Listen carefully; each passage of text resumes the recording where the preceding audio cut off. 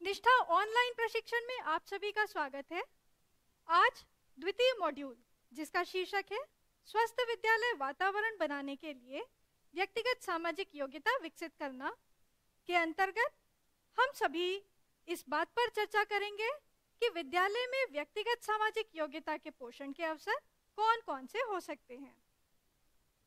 इस सत्र के उपरांत शिक्षकों में इस बात की समझ विकसित हो सकेगी कि व्यक्तिगत सामाजिक गुण या कौशल क्या होते हैं, व्यक्तिगत सामाजिक गुण कौन कौन से होते हैं,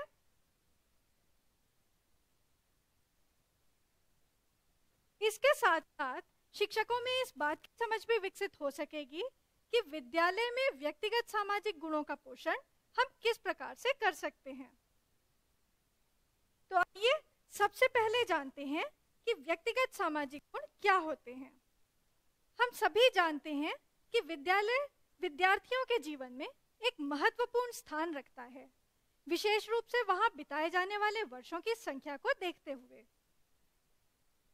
बच्चों को विद्यालय में विविध अनुभव प्राप्त होते हैं, जिसके अंतर्गत शिक्षण, कक्षा शिक्षण, निर्देश, सफलता या असफलता, शिक्षक या उनके प्रधानाध्यापक या फिर उनके अन्य साथियों के साथ ही जो बातचीत होती है, उसे संबंधित कई प्रकार के अनुभव बच्चे कक्षा में करते हैं, जो उनके जीवन पर बहुत प्रभाव डालते हैं।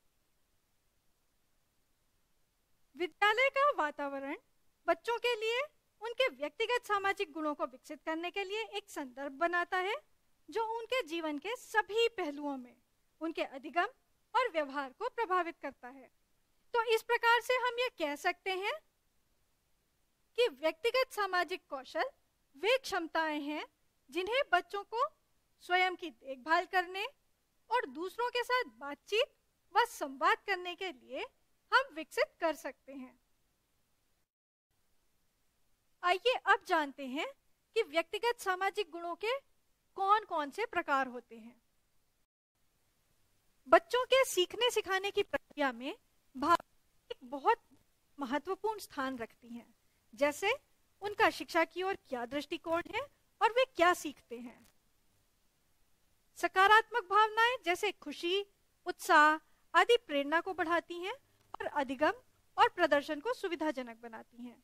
तो वहीं कुछ नकारात्मक भावनाएं जैसे क्रोध, उदासी, अपराध बोध, रोष, असुरक्षा और उससे संबंधित कई अन्य भावनाएं जैसे सजा का डर, उपहास, लांछन लगाना जैसी कई नकारात्मक भावनाएं आमतौर पर बच्चों का ध्यान प्रेरणा से हटाती हैं और उनके सीखने में बाधा उत्पन्न करती हैं।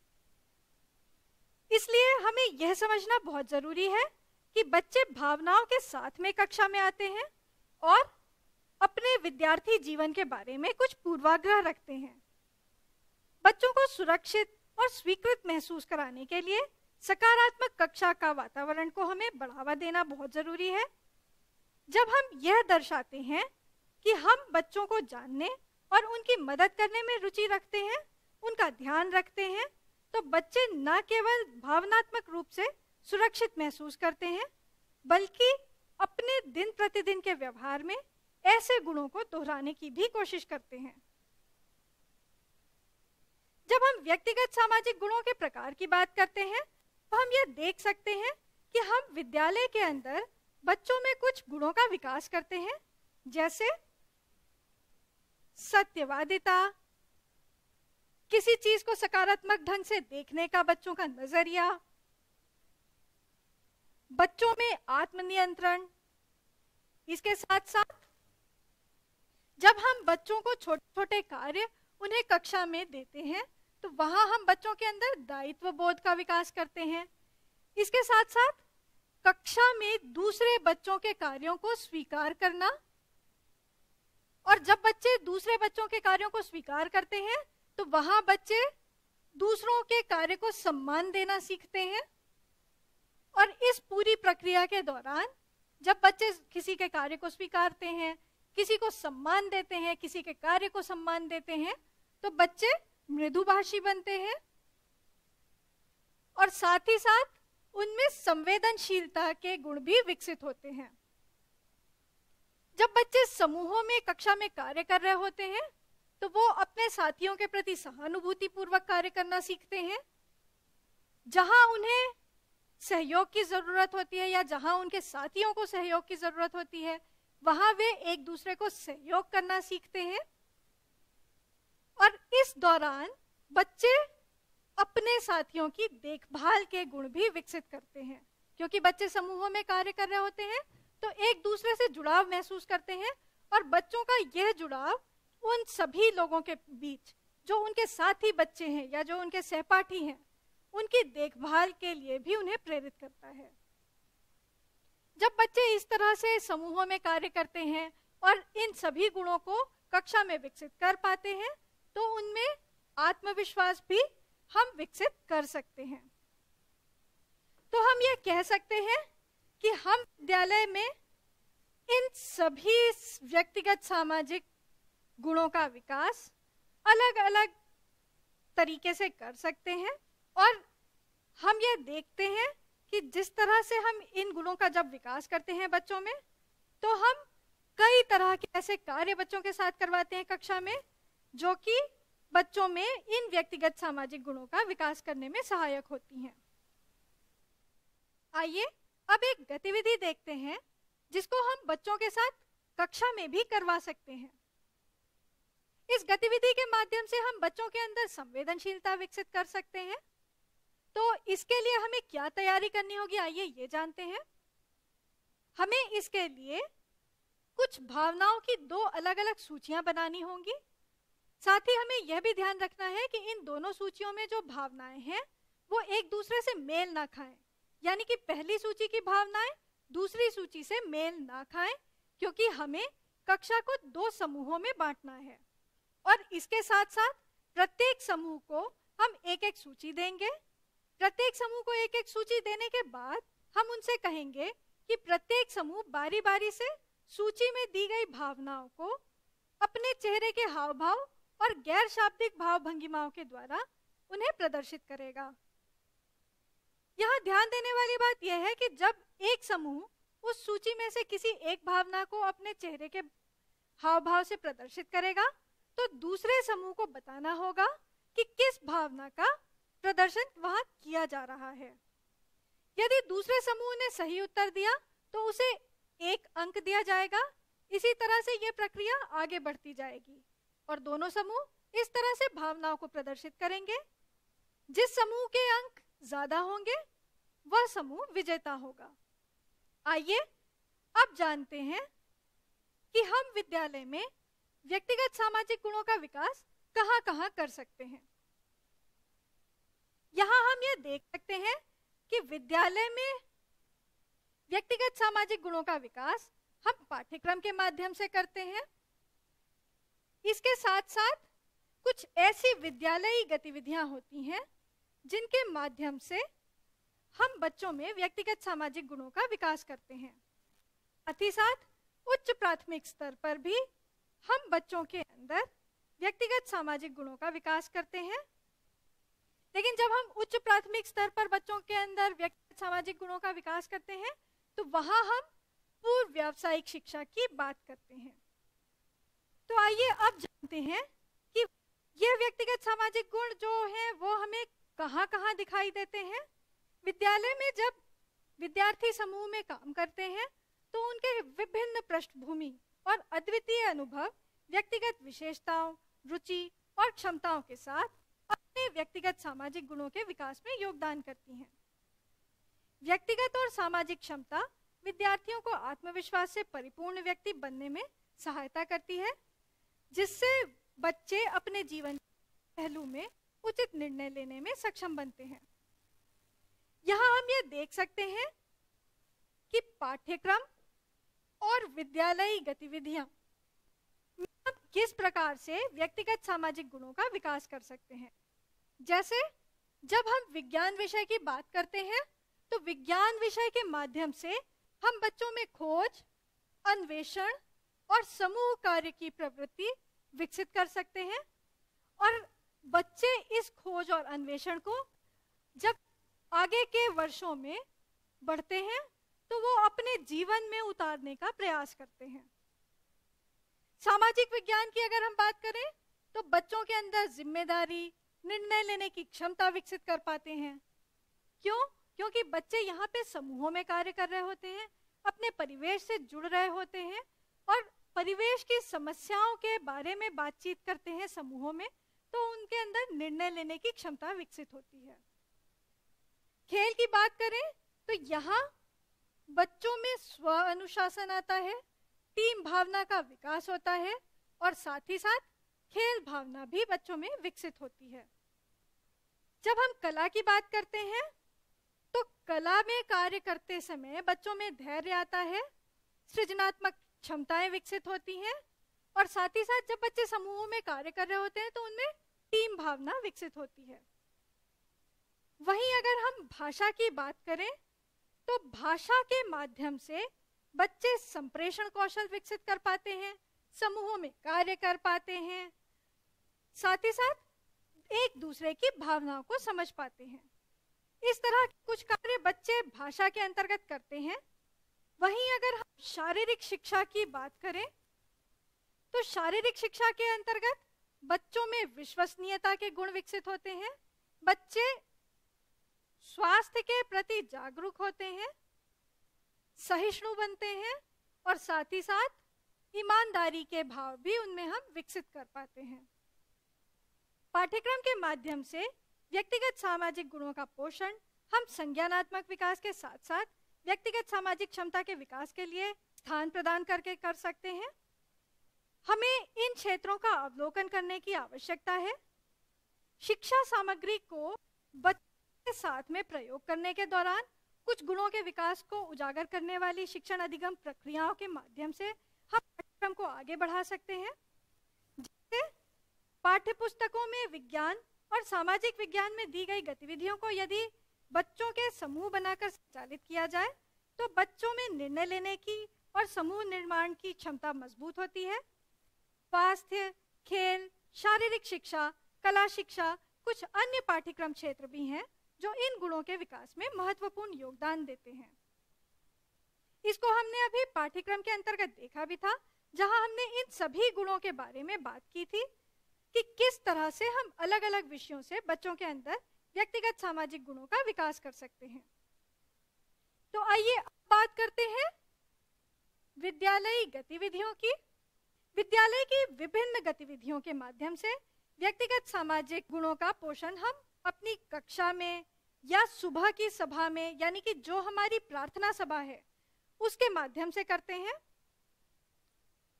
जब हम प्रार्थना सभा की बात करते हैं तो वहां बच्चों में स्वीकृति, देखभाल, सहयोग, चिंता, संवेदनशीलता, सहानुभूति के गुणों का विकास हम कर पाते हैं। साथ ही साथ हम वार्षिकोत्सव के माध्यम से भी व्यक्तिगत सामाजिक गुणों का विकास कर पाते हैं, या फिर जो हम विद्यालय में कुछ धार्मिक पर्व या राष्ट्रीय पर्व मनाते हैं उनके माध्यम से भी हम व्यक्तिगत सामाजिक गुणों का विकास करते हैं। तो अगर हम वार्षिकोत्सव की बात करें तो वार्षिकोत्सव के माध्यम से बच्चों में आत्मविश्वास, रचनात्मकता, नेतृत्व क्षमता विकसित होती है।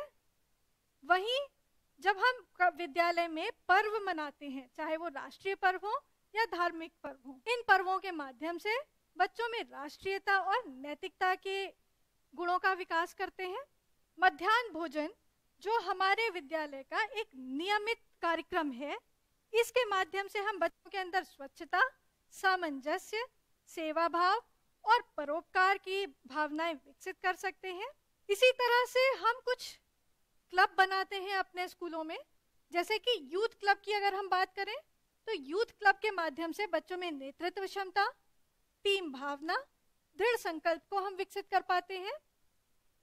इसी तरह से इको क्लब की अगर हम बात करें तो इको क्लब के माध्यम से हम बच्चों को पर्यावरण के प्रति जागरूक करते हैं, बच्चे पर्यावरण संरक्षण के प्रति जागरूक होते हैं, समूहों में कार्य करते हैं और इस तरह के कार्य करने के दौरान बच्चे संतोष का अनुभव करते हैं और उनके अंदर संतुष्टि की भावना जो है हम उसे विकसित कर पाते हैं। इसी प्रकार से बागवानी की अगर हम बात करें तो बागवानी के माध्यम से बच्चे प्रकृति प्रेम सीखते हैं और प्रकृति प्रेम के दौरान जब बच्चे किसी पौधे की देखभाल करते हैं, किसी पौधे से जुड़ाव महसूस करते हैं, तो वे आत्मनिर्भर बनने के भी प्रयास करते हैं। इसी तरह से हम देखते हैं पुस्तकालय में हम इन गुणों का विकास कैसे कर पाते हैं। पुस्तकालय में बच्चे कई प्रकार के कार्य करते हैं, जैसे कई प्रकार की कहानियों की पुस्तकें या समूहों में पढ़कर चर्चा करते हैं। तो इस दौरान बच्चे कहानियों की किताबों में सम्मान, नैतिकता या गहन सोच या समस्या समाधान जैसी भावनाओं को विकसित कर पाते हैं। और जब वो समूहों में किसी पाठ पर, किसी कहानी पर चर्चा कर रहे होते हैं, तो वो एक दूसरे की भावनाओं को समझने के प्रयास करते हैं। विभिन्न क्रियाकलापों जैसे कहानी, पुस्तकों आदि से संबंधित विचारात्मक सत्रों का आयोजन हम कक्षा में कर सकते हैं पुस्तकालय के सत्र के लिए। बच्चों से संबंधित अच्छा साहित्य इन गुणों और कौशलों का विकास करने में सहायता कर सकता है। आइए अब जानते हैं कि हम बच्चों के साथ खेल भावना की सराहना के लिए किस प्रकार से एक गतिविधि करा सकते हैं। इस गतिविधि के लिए आइए पहले एक छोटा सा वीडियो देखते हैं। अरे ये क्या कर रही हो प्रिया? अब मैं थक गई हूँ, अब नहीं खेलूंगी। तुम हमेशा ऐसा ही करती हो, जब भी हारती हो बस खेल बिगाड़ देती हो। नहीं, मैं नहीं खेल बिगाड़ी हूँ, अब मैं नहीं खेलूंगी। बेईमान कहीं की, अब मैं तुम्हारे साथ कभी नहीं खेलूंगी। वीडियो में हमने देखा कि दो बच्चे खेल के दौरान आपस में थोड़ा सा झगड़ा करते हैं। तो अब विचार कीजिए कि इस वीडियो में प्रिया जब खेल में हार जाती है तो वो ऐसा व्यवहार क्यों करती है? क्या आप स्वयं या अपने परिवार के किसी सदस्य में या विद्यालय के किसी साथी में ऐसा व्यवहार देखते हैं? यहाँ आप कुछ चित्र देख रहे हैं जहां हम बच्चों के अंदर व्यक्तिगत सामाजिक गुणों का विकास करने में कुछ अवसर प्रदान कर सकते हैं बच्चों को। जैसे कि इस चित्र में जब आप देख रहे हैं तो यहाँ बच्चे छोटे समूहों में कार्य कर रहे हैं। जब बच्चे छोटे समूह में कार्य कर रहे हैं तो आप यहाँ देख सकते हैं कि बच्चे एक दूसरे के साथ कार्य कर रहे हैं और एक दूसरे को सहयोग भी कर रहे हैं। यहाँ भी जब आप देखते हैं तो यहाँ आप ये देख सकते हैं कि बच्चे एक दूसरे को सहयोग कर रहे हैं। यहाँ जिसको आ रहा है वो अपने आप कार्य कर रहा है। इधर आप देख सकते हैं बच्चे आपस में चर्चा करके कार्य कर रहे हैं। इस चित्र में आप ये देख सकते हैं कि बच्चे प्रकार से स्व अनुशासित खड़े हैं और साथ ही साथ प्रार्थना सभा के इस चित्र में आप देख सकते हैं कि बच्चों के अंदर हम स्व अनुशासन और धैर्य और एक दूसरे के प्रति सम्मान किस प्रकार से विकसित कर सकते हैं। यहाँ पुस्तकालय की अगर हम बात करें तो इसमें बच्चे अपने पसंद की किताबें चुनते हैं और उसमें नैतिक गुणों के विकास के लिए या एक दूसरे के सम्मान के लिए कई सारी कहानियां पढ़ते हैं, कई सारे रोचक जो पाठ हैं वो पढ़ते हैं और उनके माध्यम से कुछ व्यक्तिगत सामाजिक गुणों का विकास अपने अंदर कर पाते हैं।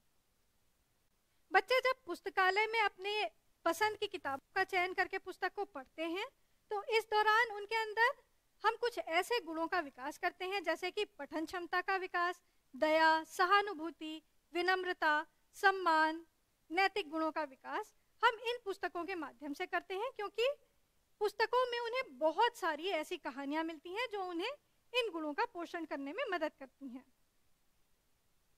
विद्यालय में बच्चों के अंदर हम संप्रेषण कौशल का विकास कैसे करते हैं, यह समझने के लिए हम एक छोटा सा वीडियो देखते हैं। आज नेहा स्कूल नहीं आई? वह कल भी नहीं आई थी। आई तो थी, भूल गई। कल उसने आधी छुट्टी में हमें अचार भी तो दिया था। अरे हाँ, उसने कल ही तो हमें अचार चखाया था। फिर शायद वह अपनी नानी के घर गई होगी। अपने भाई के बिना? नहीं नहीं, वह अपने भाई के बिना अपनी नानी के घर नहीं जा सकती। आज सुबह मैंने उसके भाई को स्कूल आते देखा। ओह, फिर शायद उसकी तबीयत नहीं ठीक होगी। हम शाम को उसके घर चलेंगे। वीडियो में हमने देखा कि दो बच्चे आपस में संवाद कर रहे हैं। तो अब जरा विचार कीजिए कि इन दो बच्चियों के बीच हो रहे संवाद में हम कौन कौन से गुणों का विकास होते देख पा रहे हैं। वीडियो की यदि हम बात करें तो वीडियो में बच्ची ने बोला आज नेहा स्कूल नहीं आई। तो यहाँ बच्ची ने किसी दूसरी बच्चे के स्कूल ना आने पर अपनी प्रतिक्रिया दी।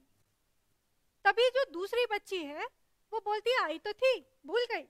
यानी उस बच्ची ने, यानी जो दूसरी बच्ची उसकी बात सुन रही थी, उसने सुनकर प्रतिक्रिया देते हुए अपनी असहमति जताई। असहमति कैसे जताई? वो उसने बताया कि वो क्या तुम भूल गई? तभी कल उसने आधी छुट्टी में हमें अचार भी दिया था। तो यहाँ उसने क्या किया? अपनी बात को साबित करने के लिए तर्क दिया।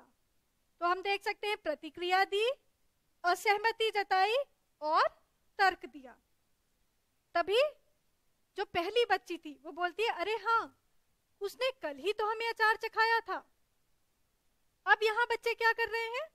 सुनी हुई बात को दोहराते हैं और फिर प्रतिक्रिया देते हैं।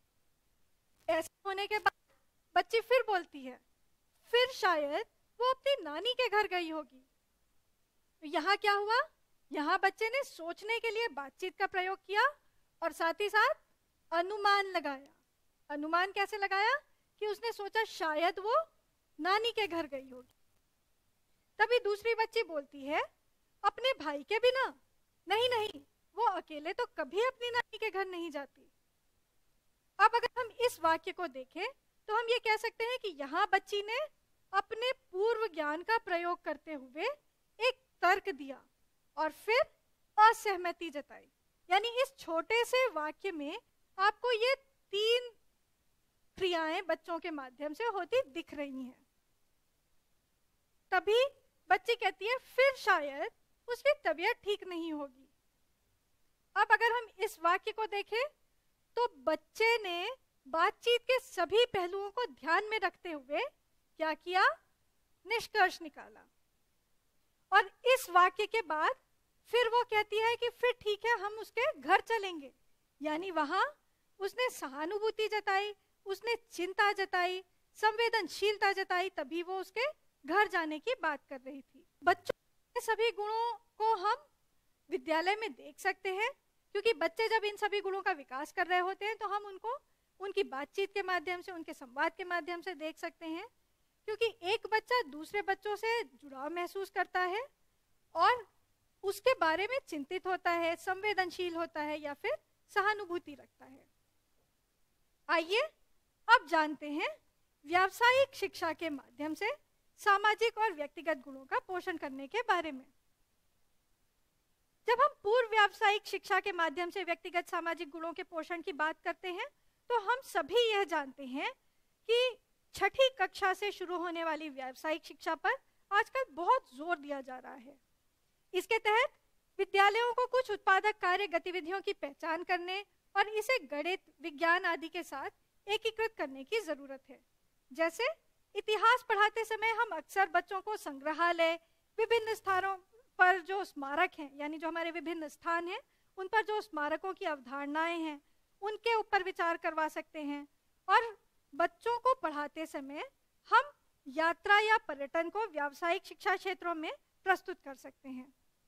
ये सारी क्रियाएं बच्चों को कक्षा 9 में उनके व्यावसायिक शिक्षा पाठ्यक्रम को चुनने में सहयोग करेंगे और पूर्व व्यावसायिक शिक्षा से उन्हें जोड़ने वाली गतिविधियों का संचालन करने से बच्चों में व्यक्तिगत सामाजिक गुणों जैसे निर्णय लेने, समस्या सुलझाने, संप्रेषण आदि को विकसित करने में मदद मिलती है।